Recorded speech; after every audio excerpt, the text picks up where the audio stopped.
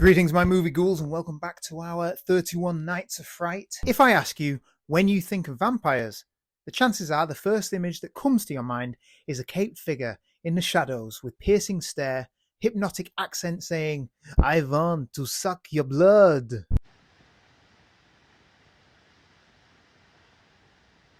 I am Dracula. This, my friends, is the legacy of Dracula, the 1931 Universal classic that defined not just a monster, but an entire genre. Directed by Tod Browning and starring the unforgettable Bela Lugosi, Dracula isn't just a film, it's a cornerstone of horror cinema.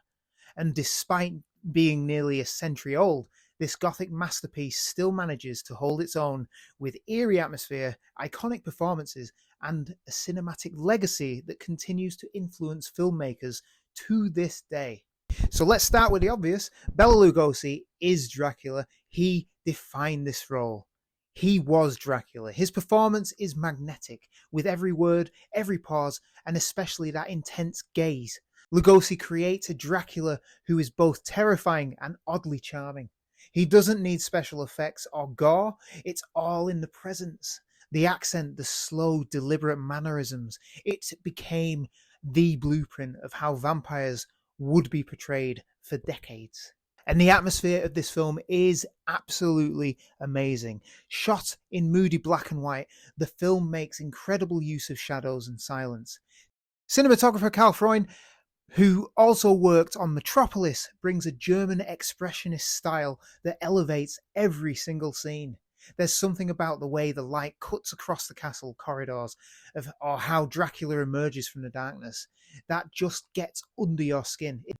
It's slow, yes, but it's deliberately slow. It builds the dread rather than relying on cheap jump scares. And we can't talk about Dracula without mentioning the supporting cast. Dwight Frye as Renfield is absolutely unhinged in the best possible way. His descent into madness is genuinely disturbing and adds a layer of chaos to the film that balances Dracula's cold control. Then there's Edward Van Sloan as Professor Van Helsing, the perfect counterbalance to Lugosi. His calm intellect and quiet strength make their confrontations feel like battles of will and wit, not just good versus evil.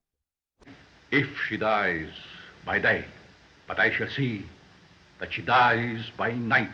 And I will have Carfax Abbey torn down stone by stone, excavated a mile around. I will find your earth box and drive that stake through your heart. And now, if you're watching Dracula for the first time today, you might be surprised by how quiet it is. There's no musical score, something that wasn't yet standard in early sound films, which gives the movie this eerie, almost dreamlike quality. Sure, it feels dated in places, the pacing is slower, the dialogue is more theatrical, but there's a charm and craftsmanship here that's hard to ignore. This is a film that built the template not just for vampire movies, but for horror cinema as a whole. In fact, Bela Lugosi's Dracula didn't just define a character, it created a legend. His performance turned Dracula into a pop culture icon, inspiring everything from Count Chocula, Count Duckula, to Hotel Transylvania, and influencing actors from Christopher Lee to Gary Oldman. Dracula 1931 isn't just a relic of horror history, it is horror history. It's atmospheric, iconic, and endlessly influential. Watching it today is like stepping into a time capsule, but one that still manages to chill the bones. So if you've ever seen it or it's been a while, do yourself a favor, dim the lights, turn off your phone, and spend 75 minutes with the Count. Trust me, he's been dying to meet you.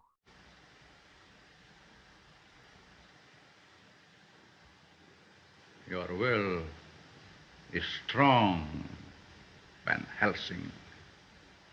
I've got to give this a 3. I'm not going to say pumpkins this time. It's a 3 bats out of 5. No, sorry. It's a 4 bats out of 5. 4 vampire bats.